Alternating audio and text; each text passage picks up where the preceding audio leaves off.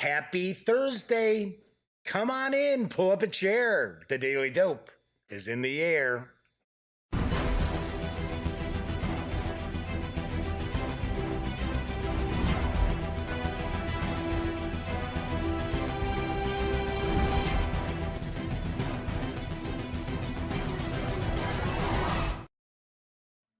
Howdy, howdy, howdy, gang. Yes, I'm Jeff McAleer, back once again as your host here at The Daily Dope, presented by thegaminggang.com. Welcome aboard. Today is Thursday, January 17th. This is episode 231 of The Daily Dope. So, very cool. So we're kicking back. Oh, as something just popped up. I thought that was something in chat, something else, something from Facebook popping up. It's like, hey, what? I'm in the show here. What are you doing? What are you bothering me there, computer? Come on, Mr. Microsoft, stop that. Anywho, did want to point out, for some strange reason, the last couple of days, I don't know if I was having like a CPU spike. Let me take a look. See, now my CPU looks great.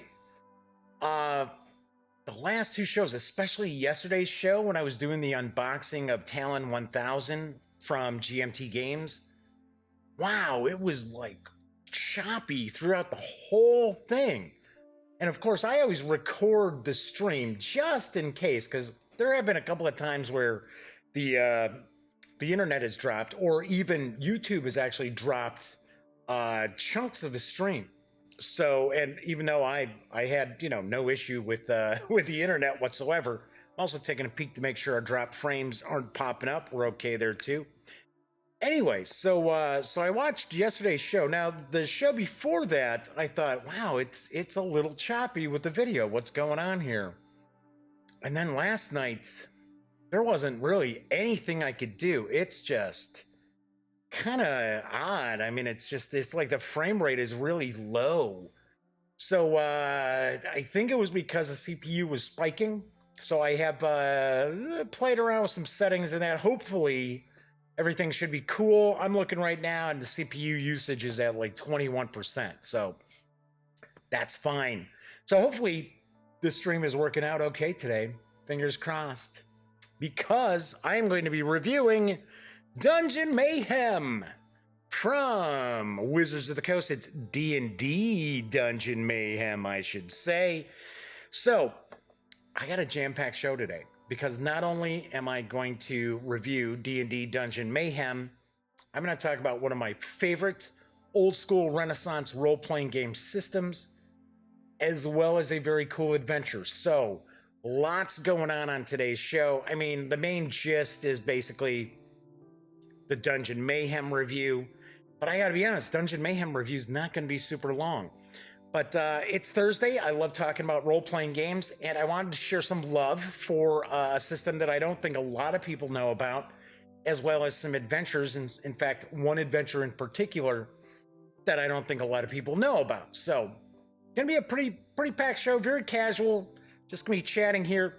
Speaking of chat, this is a live stream. I know a vast majority of people don't actually watch the show live, but if you are watching live, you want to say hello, by all means, chime in. Chat is available on YouTube. If you got a question, fire away. Maybe there's something about Dungeon Mayhem you'd like to know more about, or the secret role-playing game and adventure that I'm going to talk about in a little bit. I'm keeping a lid on it right now, right? So anyway, but yes, so there is chat. It is available. It's not on screen. It's one of the ways that I keep some of the stranger commenters at bay. But I do pay attention to the chat throughout the show. So by all means, type something out. I will respond. So no news today. Don't have to worry about that, because I know some people don't like the tabletop gaming news of the day. They think I'm just doing a commercial or something, and that is not the case. But I do want to point out, and I'm going to bring down Lil Whizbub. Little Whizbub again. I pointed out, I announced this earlier this week, that all proceeds, all profits of the Gaming Gang, and as well as the Daily Dope, outside of what it takes to operate the website and do the show, which isn't a lot, is all going to be donated to the American Society for the Prevention of Cruelty to Animals and Little Bubs Big Fund. Somebody had asked, where did I get this? Where did I get this little bub, right? So little bub's tongue should hang down a little more like this to be more realistic. But as I had mentioned, when I found out about this little bub, the cat, and just her incredible, amazing story, I was like, hey, I want to make a donation, right? And I didn't see anything where I could just make a donation, not asking for anything, right? And then I went into the Little Bub store at littlebub.com, and I saw, oh my gosh, it's a little wizard. I gotta get this. So this is from the Little Bub store. So it's LILBUB.com. There's a store. I think it was $12. I think, and with shipping, it was like another $3, so it came out to like $15. And of course, a portion of that does go to charity. It does not go to, I don't think it goes to Lil Bub's Big Fund over at the ASPCA though. But speaking of that, I want to share, I love the little ads that they've done with Lil Bub and the ASPCA. So I'm going to share once again the big announcement, which is actually from a few years ago. But I get a kick out of it. I get a kick out of all the Little Bub stuff. So kick back, take a peek.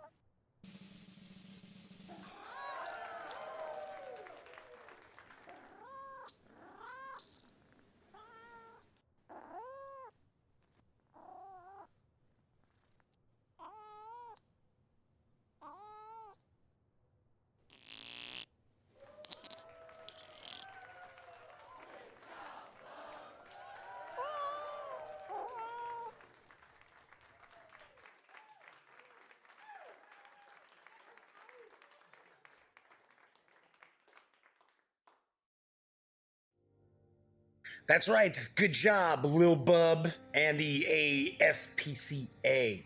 So, if you like the Gaming Gang, right? If you like my website, I hope you visit the website. You just don't watch videos on the channel, right? You go to the Gaming Gang because there's always news and stuff there.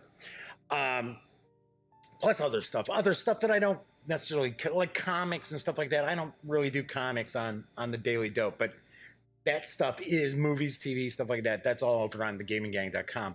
Or let's say you kind of like, the Daily Dope. You check out the videos from time to time. I'm not here to ask you for money. I'm not saying, hey, go to my Patreon page and support me or anything like that. In fact, I'm actually bringing my Patreon page to a close later on this month. But if you dig the Gaming Gang or you like the Daily Dope, please consider making a donation to the American Society for the Prevention of Cruelty to Animals and Lil Bub's Big Fund. It helps special needs animals find their forever homes. And this, I have a real soft spot for this because I'm old, right? Special needs animals. Some of the animals are older, right? That's, people want to adopt, little kittens and little puppies and things like that. Sometimes older animals don't get another shot. And I'll tell you what, you take a chance on a shelter animal, they are going to pay back that love 10 times over. So I will also mention the link once again to make a donation to the ASPCA towards the end of the show. Anyway, but I gotta be honest. If you don't find Lil Bub just the cutest cat you've ever seen, and I am not a meme guy. I don't sit online watching videos of cats and dogs and animals and stuff like that. But if you don't think that cat's not the cutest thing, and you find out about her story as well as her owner's story, the dude, and it doesn't melt your heart, then I gotta tell you, man, or miss, you got a heart made out of stone. I don't know why you're watching this show. All right, so moving right along. I know folks are probably tuning in. They want to check out my review of Dungeons & Dragons Dungeon Mayhem from Wizards of the Coast. It's designed by Jordan Komar and Roscoe Wetlaufer. Hopefully I'm getting those right. With artwork provided by Kyle Farron. The game's for 2 to 4 players, ages 8 and up. Plays in around 10 minutes. The game is available right now. It's been out for a little bit.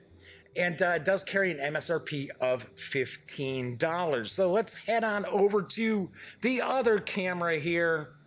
All right, so I've got this zoomed in. I'm going to toss on the ye old reading specs.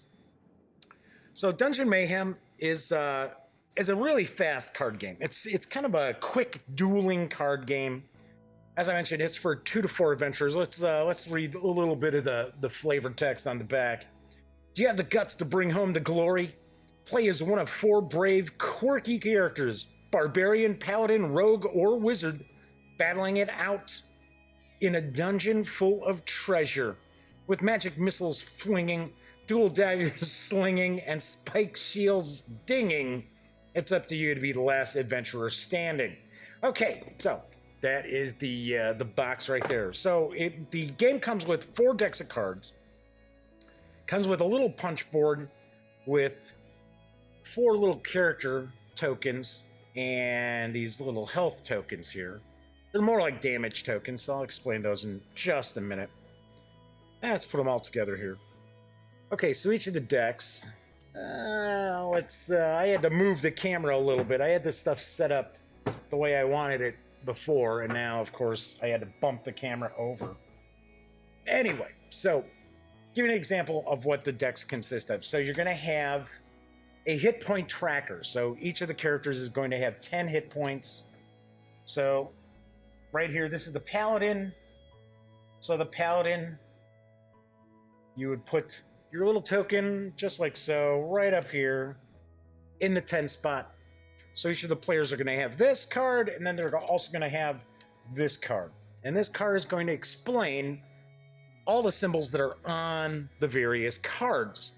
So you got the ability to block damage, drawing a card, dealing damage, playing an extra card, and recovering hit points. Each of the characters do also have mighty powers. So these mighty powers are specific to those characters. So for an example here, we've got the paladin. Choose any card in your discard pile and put it into your hand. Destroy all defense cards in play, including yours. So those are the 2 mighty powers that the paladin has. To start the game out, each of the players are going to draw 3 cards. And then we basically kind of move into a very Flux-ish gameplay for the most part. So let's take a look at some of the cards here. Okay, so I'm gonna have to point out, now this is just me, okay? This is just me. I don't mean anything. Kyle Farron out there, I apologize. I just don't dig the art. And I know other people will like it, and I understand why Wizards of the Coast went with an art style like this. This game is for ages 8 and up. It's for, younger gamers. It's for family gaming. I know there are people out there who, equate Dungeons and Dragons with some very negative things. So I understand why they went with this lighter, cutesier kind of artwork. I'm just not a fan. I would have liked to have seen a little more depth to the art, I guess I would say. But then again, this is just a $15 game, right? But I'm just not a big fan of the art. Sorry. So, kind of give you an idea. So right here, you'd be looking at, so what does this card do? It says Divine Inspiration. Choose any card in your discard pile and put it into your hand. Then you gain 2 hit points. Now, at no point can you ever have more than 10. That's one of the aspects of the game. You can't have more than 10 hit points. But for an example here, we'll see Spinning Parry. So this is a defense card. Defense cards, when you play them, will stay out on the table until those defense cards have been defeated. Give you an example here. This is a pretty powerful attack card because it's got these crossed swords on it. So this would be 3 points of damage. Draw 2 cards. Let's see. Divine Shield, I would have 3 defense. This would be for justice. So you get 1 attack point, and the lightning bolt means you're going to draw a card. Oh, I'm sorry. Lightning bolt means you're going to play another card, not draw another card. So, got all these different cards here. Each of the players are going to each have their deck of cards. Sort this out a little bit. Flip this over. You've got your little player aid here telling you, okay, so this is what the cards do. So each of the players are going to set that up. So that's the other player over here. There we go. All right. So each player gets to start off the game by drawing 3 cards. 1, 2, 3. 1, 2, 3. Youngest player goes first. Thus, I probably would end up having to always go last. Kidding. Unless I get my brother hasn't played this. I was going to say, unless I get my brother to play, then he'd go last. Okay, so you're basically going to take a look. Okay, what do we got here? So the wizard has 3 mighty powers. Let's take a look at the 3 mighty powers. Each player, including you, takes 3 damage with a fireball. Take a shield card that an opponent has in play. It protects you now. Or swap your hit points with another player. Well, right here, this is one of the mighty powers, the fireball card. So you could play this, and everybody's going to take 3 points of damage, including yourself.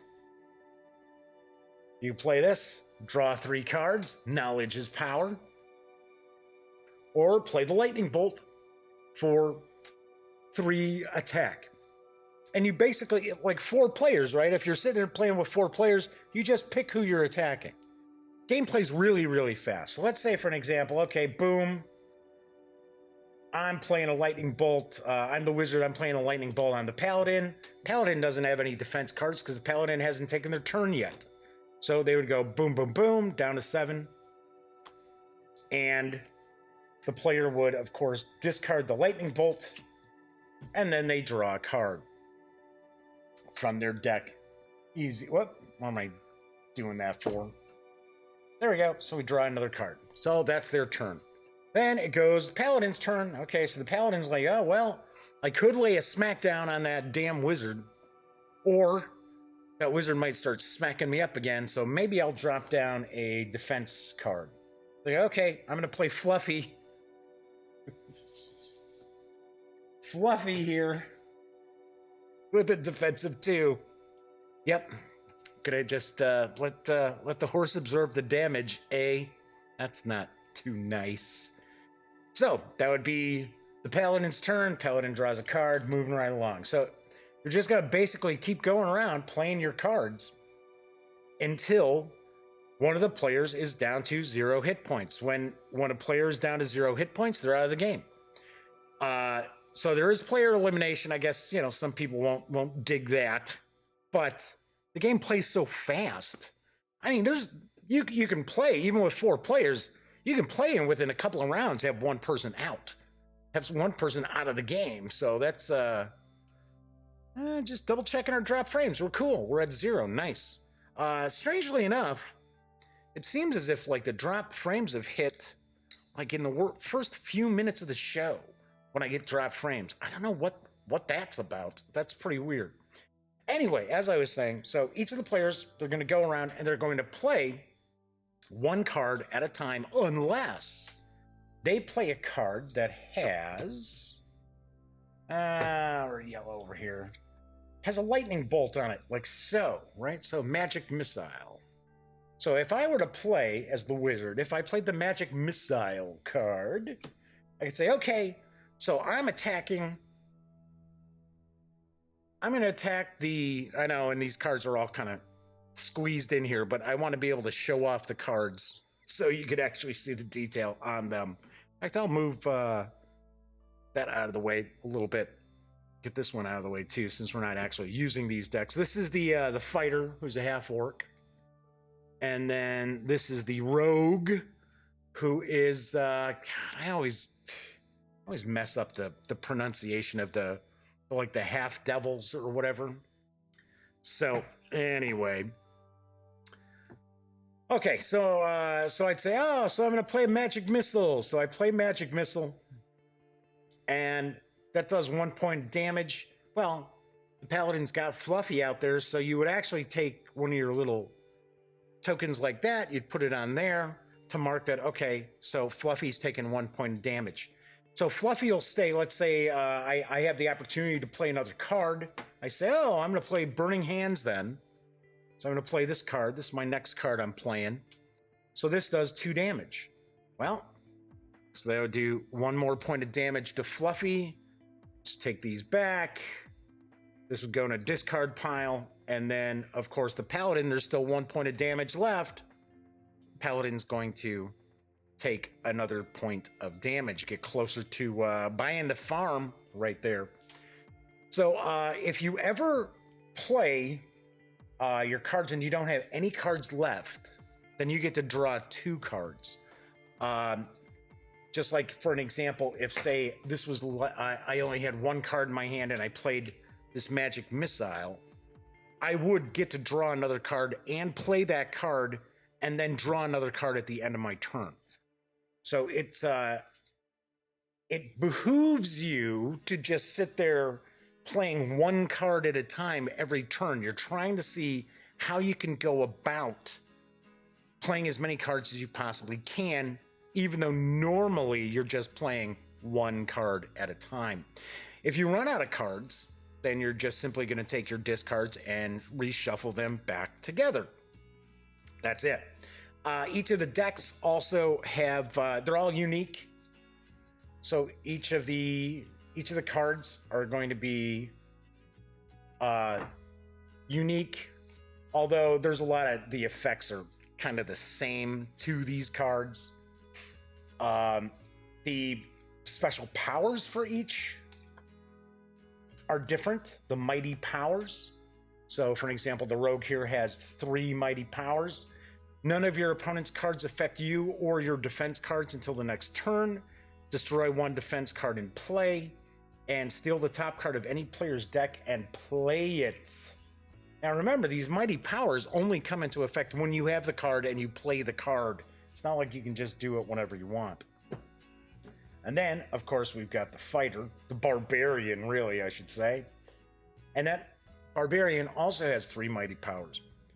You gain 1 health once per opponent, then get to score a hit on each opponent. Each player, including you, discards their hand and draws 3 cards, and destroy 1 defense card that's currently in play. So those are the special abilities for the different decks of cards.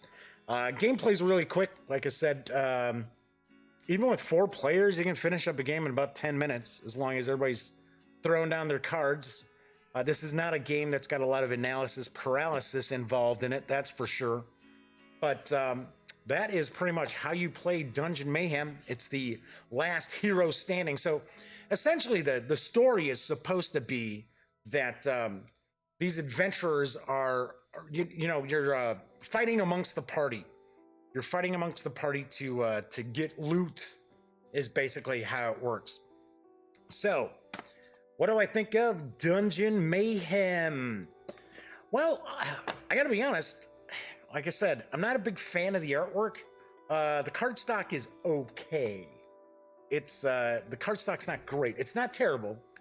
It's not fantastic. It's about the cardstock that you run across with Magic the Gathering cards these days, which I know some people are not happy about. Obviously enough, you're going to want to throw sleeves on these. Go grab some penny sleeves. Come on, it's a $15 game. Okay, so I don't care for the artwork, and the card stock is okay, but I like the game. It's silly. It's silly. It's a bunch of nonsense. It's just laying the smackdown, right? It's not something that you're gonna have to spend a whole lot of time. Wow, which of these cards do I want to play? No, it's moves pretty quick.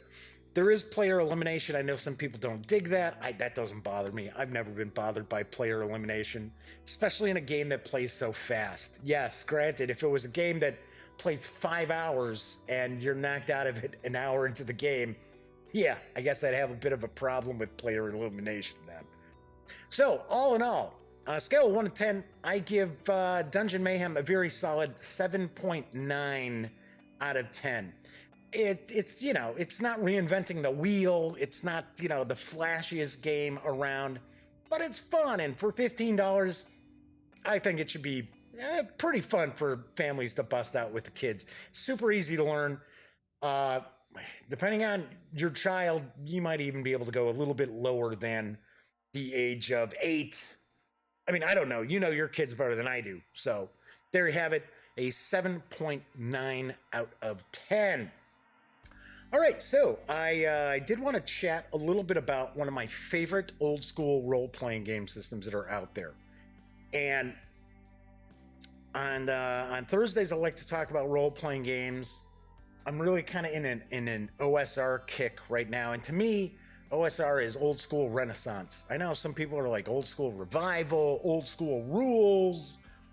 I'm old school. And I've said it time and time again, one of the first gaming products I ever bought, ever. I know the first game I bought, like tabletop game, was Magic Realm from Avalon Hill. And couldn't really make heads or tails out of it. Second thing I bought, and this is like the same summer, this maybe even like a week or two later, and I still remember exactly where I bought these things, and both these places are long gone, and they were hobby shops, they weren't game shops. I got Magic Realm at Stanton Hobby Shop.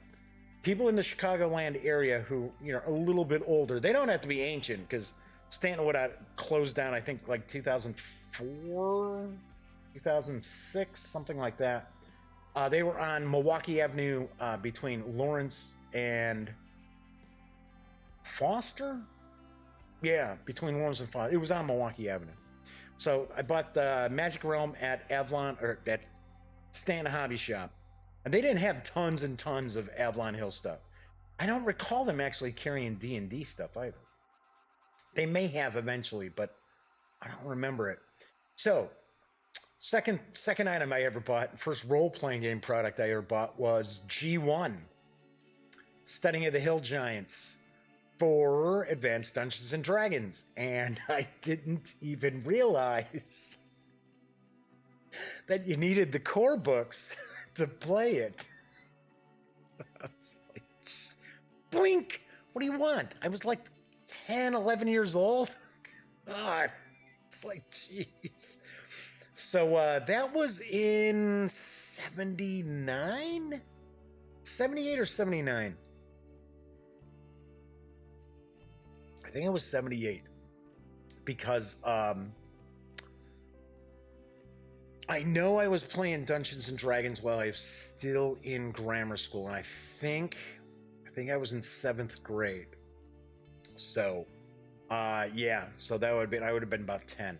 Here's an really odd thing. Side note, and I know, yes, I told you this is a casual show. If you've never stopped in and watched the show before, very kind of stream of consciousness sometimes.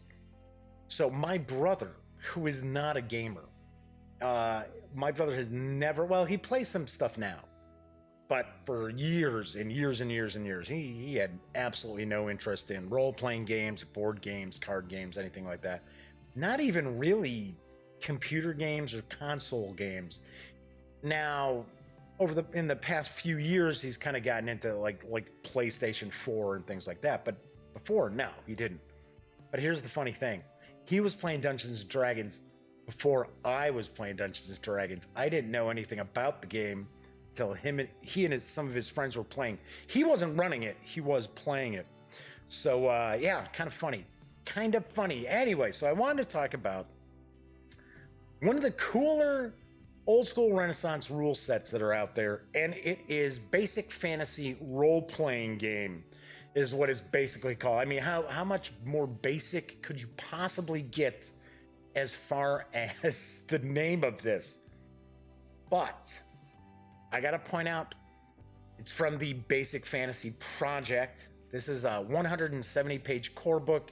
It is available absolutely free. Yes, you heard me right. It is absolutely free. That is not unusual for some old school Renaissance game titles, right? You can get Labyrinth Lord free. I think you can get Swords and Wizardry free. I know for Golden Glory, which is kind of a retro clone of second edition Dungeons and Dragons, that is available for free. So one of the things, though, is a lot of times with the free OSR, yes, and I know you can get 5th edition SRD. I understand that. But normally, when you're looking at an SRD, everything's been kind of stripped out of it. There's no artwork. It's just really the basic rules. Sometimes there's no monsters, anything like that. With Basic Fantasy Role-Playing Game, I guess I should say, to me, I should be saying the Basic Fantasy Role-Playing Game. It just doesn't sound right rolling off the tongue as Basic Fantasy Role-Playing Game. You got artwork, you got monsters. There's about 200 monsters in here. Okay, so it does advertise itself as being open game license, obviously enough, but it claims to be based on 3.5. And I don't see that, because the other aspect of this that I really dig, okay, so it's all right. So it's a D20 mechanic, right? But it's still got all these classic BX mechanics, experts. What was it? Master? Wasn't Master one of them? I played Advanced Dungeons and Dragons. I only played, I think it was the expert rules like once or twice. I didn't run it, but I did play. But it's got all the vibe of the older, old school. So it says that it's like a retro clone, essentially, that of 3.5, but it's not. It really isn't. It's just utilizing the D20 mechanic, and everything else is pretty much, in line with the Moldvay and Cook editions of the game, really. For those of you who don't like to hit armor class 0, which I was never necessarily a fan of that, and some people have a hard time kind of calculating that in their head, or like descending armor class, this has did I say ascending? I should have said descending. Maybe I did say descending.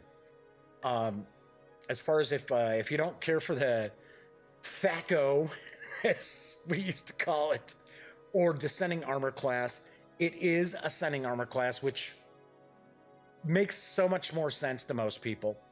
Another thing too, that it's different than a lot of other old school kind of retro clones, especially if we're looking at like B/X, and something that I really like is usually if a game is kind of going back to the Moldvay Cook era, then you're looking at, you've got your kin or cultures. I know people don't care for it being referred to race anymore, and I understand that. But your cultures like, halflings or elves or dwarves. If you're a dwarf in like really old school, that's your class too. It's not only that your character is a dwarf, that's your class. You're a dwarf. Same with halflings, same with elves. Now, with Basic Fantasy Roleplay, then your Basic Fantasy Role-Playing, I should say. I don't want people to say, wait a second, if you're referring to it as roleplay, that's Warhammer. No. But one of the things that I definitely appreciate is that you've got your culture, you got your class, you got culture and class. So if you wanted to be an elf fighter, elf thief, what have you, you can. So although really old school, elves and thieves are kind of close together. In fact, if we go really old school, there wasn't any thief. There was no thief. So in this core rulebook, you've got 4 core cultures, I guess we'll say. You got 4 core classes. So you got humans, elves, dwarves, and halflings. You got fighters, thieves, clerics, and magic users. So, as in first and second edition advanced Dungeons and Dragons, you do have certain classes are only allowed for certain cultures. So you've got no halflings, no dwarves as far as magic users. You get like a combo class. You can multi-class with your elves. So that's kind of cool too. Now, if you're sitting there like, oh damn, man, I like druids. I wish they had druids. Here's another super cool thing about basic fantasy role playing is there are all these free supplements if you go to their website. Tons. There's more races, there's more monsters, there's more classes, all easily available for you to download. It's kind of funny too because there's like 15 different kinds of character sheets that the public has made, because this game is meant to be open source. So if you go to basicfantasy.org, you're going to find that there's a forum there that is really, really well kept up. It's not like some role playing games, some of these retro clones out there that you go and check out, and you're on their website and you're like, wow, nothing's been updated since when? Now, granted, this the releases for basic fantasy role playing aren't, like every week or something like that. In fact, the core rules, I think the last time the third edition was released, I think in 2016. But there are a lot of people who are involved with this, and there's some other cool stuff I'm going to talk about in just a bit. Some other cool stuff. So, unlike the old school D&Ds, I'll just say old school D&D, you can go up to level 20. So that is very cool. There are not really those kind of restrictions that you had in BX, where it's like, oh well, if you're a dwarf, well, if you're this specific class, you can only go up to this level, but hey, humans can go up higher than that. No, you don't really have that so much anymore. So it is cool that you've got up to level 20. Gotta point out though, it still has kind of those oddball deals where like which I've never understood. Now, okay, so I think everybody knows that I basically run a lot of Call of Cthulhu. I think people understand that. I've talked about it enough times, enough shows, right? And even on the website as well. So experience points I've always thought were kind of silly. I think it's even sillier that depending on what class your character is, they advance faster with fewer experience points. That is something that basic fantasy does carry over, which I sort of like.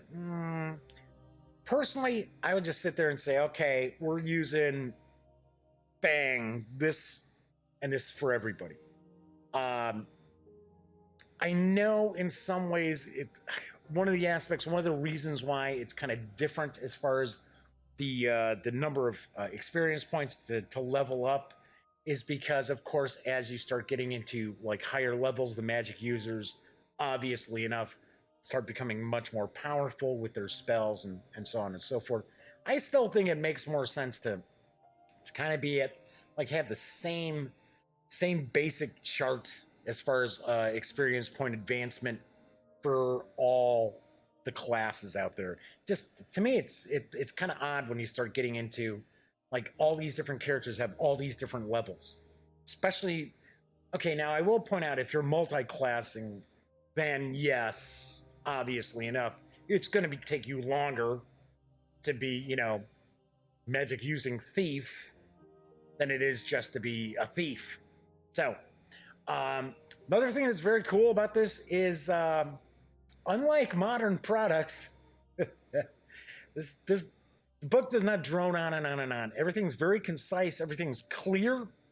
Everything's laid out really nicely. The font is like a real throwback to the old books. Like, for an example, if you're looking at the various different cultures, you're not sitting there reading 4 pages of info about elves. It's about a half page, so that's pretty cool too. So I like that aspect of it. Combat,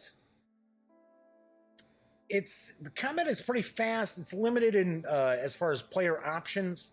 So you're basically, you can fight, you can run away.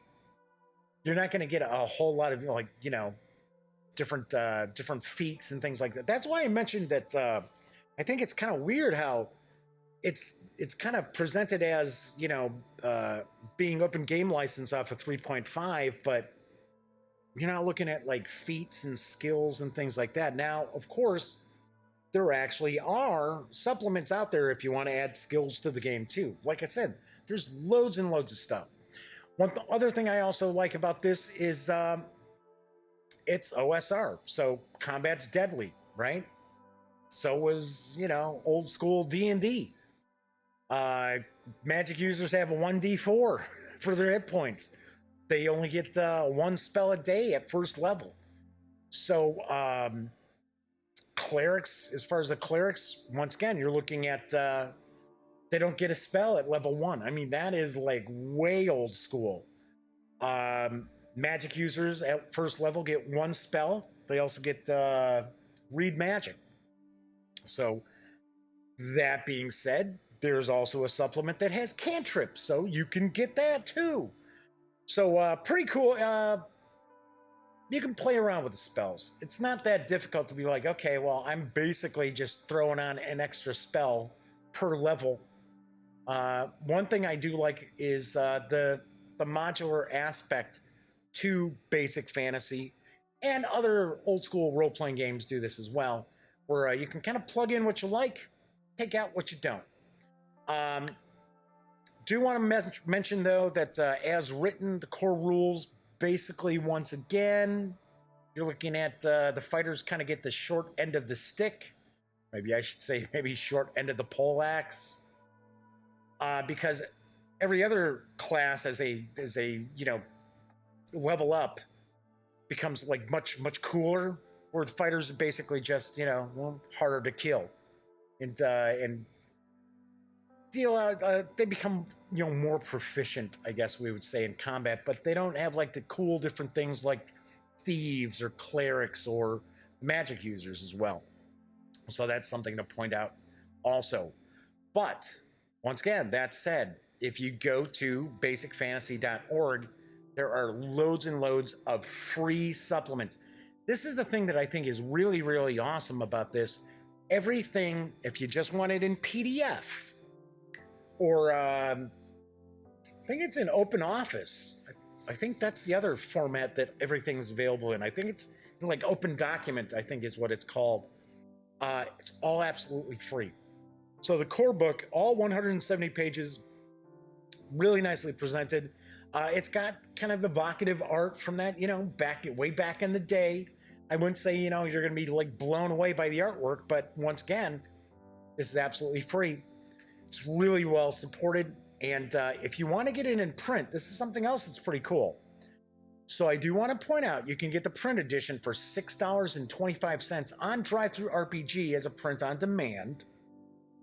And of course, the Gaming Gang, thus the Daily Dope, is also an affiliate of Drive-Thru RPG. So mentioning that, anytime you're going to go to a drive-thru site, stop by thegaminggang.com, please, and click on one of our banners. And that way, if you make any sort of purchase, we get a small portion of that sale. And it all adds up. Plus, anything left over every month, because usually every month it pays for my my hosting on the website. Everything beyond that is going to get donated to Lil Bub's Big Fund over at the ASCPA. So, anyway, I should say ASPCA. Did I say CPA? Duh. So I'm mentioning it's $6.25 in print on Drive-Thru RPG. It's absolutely free as a PDF.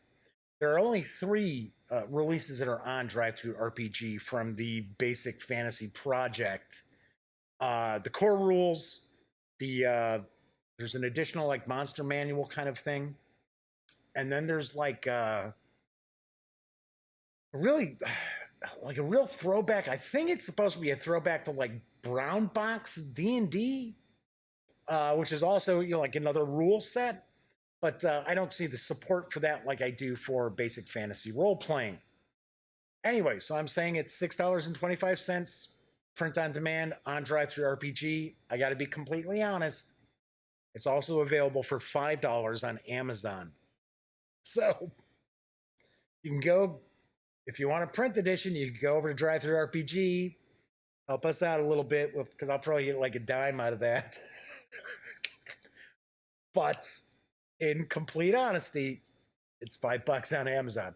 That's one of the cool things about this is that's basically their cost. It's pretty much their cost to make that book.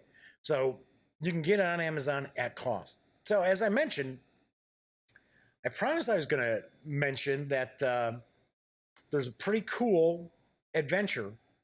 And I told you earlier, the first thing I bought for a role-playing game was G1, Studying of the Hill Giants. Well, one of the really sweet things about basic role-playing is, basic fantasy role-playing, I should say, there are a variety of adventures that are absolutely free.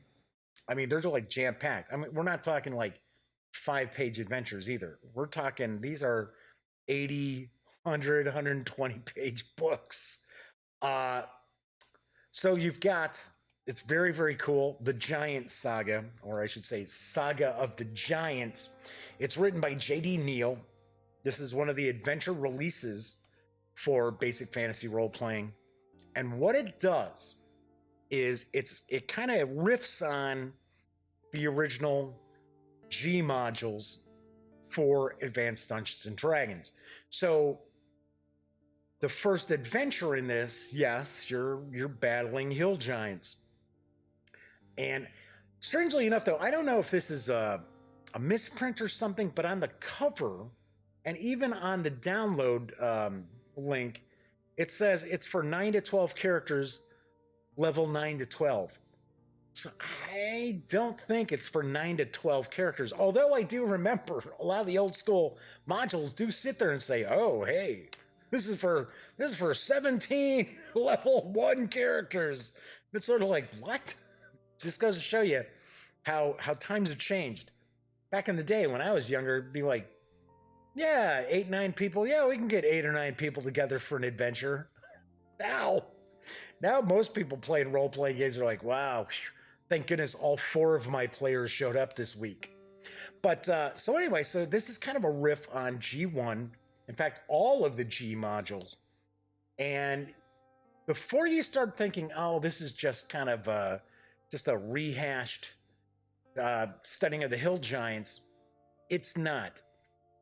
It's different. It's similar enough where it's kind of like, wow, like I'm riffing on this same kind of way as G1, but it's different enough where it's not, oh wow, this is just basically being, plagiarizing G1. Got to be completely honest. Okay, G1 is excellent. The original G1, in my opinion, is probably one of the best of the original Advanced Dungeons and Dragons adventures that came out, even 2nd edition as well.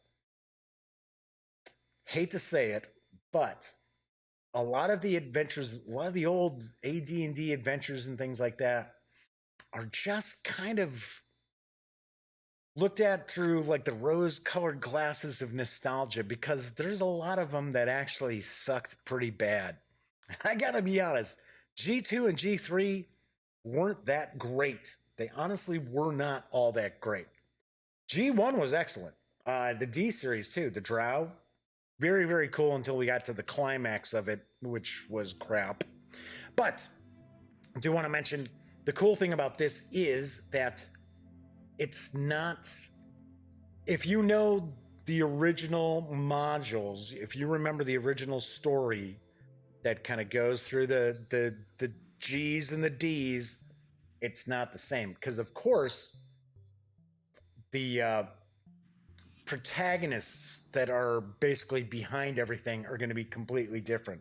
Another cool thing is you're taking on a lot of different giants. You're not just looking at the three giants that are from the three kinds of giants, I should say, from the original modules as well. So this is very, very cool. Once again, absolutely free. So some other stuff that's on there too is and like some of the adventures that are on basicfantasy.org are completely original. Others also by JD Neal is the Chaotic Caves, which is basically kind of a revamped Keep on the Borderlands. There's also Monkey Isle, which is kind of a new riff on Isle of Dread. There's all these other there's some compendiums of adventures as well. There's a lot of stuff on the site, all absolutely free if you get it in PDF. And if you get it in print, I think that they're like $3, something like that. They're not expensive whatsoever. So I highly, highly recommend that you go and visit basicfantasy.org and get yourself some really awesome role-playing game products absolutely free. So for anybody out there who's kind of thinking, wow, you know, I'd like to get into old school and check some of this stuff out. I don't want to like do the old Holmes rules. I don't want to be doing it where it's like, oh, well, okay, so my character's a halfling. So that's kind of like, he's a halfling. That's not only, the culture, but that's kind of like what he does. He's a halfling. If you don't dig that kind of old school beer, you're going to dig this. You're going to like this. It's once again going to separate the culture from the class. Now, granted, don't get me wrong. Basic fantasy role-playing isn't the only OSR title out there that does this, but it's one of the few. There are not a lot out there that kind of harken back to BX and break up the culture and the class. A lot of them that do like for an example, I mentioned for Golden Glory, which is actually pretty cool. Another free OSR retro clone out there. But that's second edition AD&D. Of course, that one doesn't. Anything that kind of vibes on Advanced Dungeons and Dragons usually is going to separate the culture from the class. Those that kind of run off of like Basic, Expert, the original Blue Box, those are the ones that usually will have, well, the culture is the class for the demi-humans. So if you like having the separation, but you still want that kind of really old school vibe, you're definitely going to dig this. Other thing I want to mention just as a whole is I'm saying it's a retro clone, but it's not necessarily a retro clone because a lot of times, so for an example, let's look at something else that's very cool that's free as PDFs is BX Essentials. And those are released as kind of, I think there's 5 of them right now. There's 5 PDFs out there. And one is kind of like, oh, these are the basic rules. And these are the monsters and stuff like that. Very, very nicely done. Rewritten so stuff makes sense, right? So looking through some of the old school role-playing games, let's be honest. First edition Advanced Dungeons and Dragons, the Dungeon Master's Guide is cool. But read through that and try to make sense of it on your first read through. And you're going to be like, huh, I got to read this all over again. It doesn't always click. So, so for an example, like BX Essentials, it's just the rules presented a little bit differently, but nothing has been changed. Whereas with Basic Fantasy Role-Playing, it's a new vibe. It's not just rehashed old rules. It's pretty new. I really like it. I think it's very, very cool. I would personally say this would be my go-to as far as doing old school Renaissance games and wanting to, like port over other stuff. There's even a little supplement that tells you how to take monsters from like 3.5 or from like D20 and port them over to Basic Fantasy Roleplay. Very, very cool. Definitely check it out. You owe it to yourself if you like fantasy role-playing games. As I keep bumping the mic. Sorry about that in case it's like a big bump. Definitely check it out. All right, so that is it for today's show. Once again, I do want to mention, please consider making a donation to the American Society for the Prevention of Cruelty to Animals and Lil Bub's Big Fund to help fund. Yikes. I gotta wet my whistle there. To help special needs animals and help them find their forever homes. Very, very cool. Plus, check out lilbub.com. I gotta tell you, man, that little cat is just inspirational. And the little cat's family, they're very inspirational as well. All right, so as I like to always mention, if you're not watching videos on the Gaming Gang channel, be sure to visit thegaminggang.com for all the latest in gaming news, reviews, comics, movies, TV. By now you know the drill. Get your geek on at thegaminggang.com. On tomorrow's show, I don't know what I'm going to do. I'm still up in the air. Now, there's supposed to be something showing up in the mail tomorrow that looks really sweet. So I may end up deciding what I'm going to do on tomorrow's show on the last minute. Then again, we're also supposed to be hammered by snow tomorrow. So I don't know. But I should be back tomorrow. So until then, thank you very much for watching, and I'll see you next time.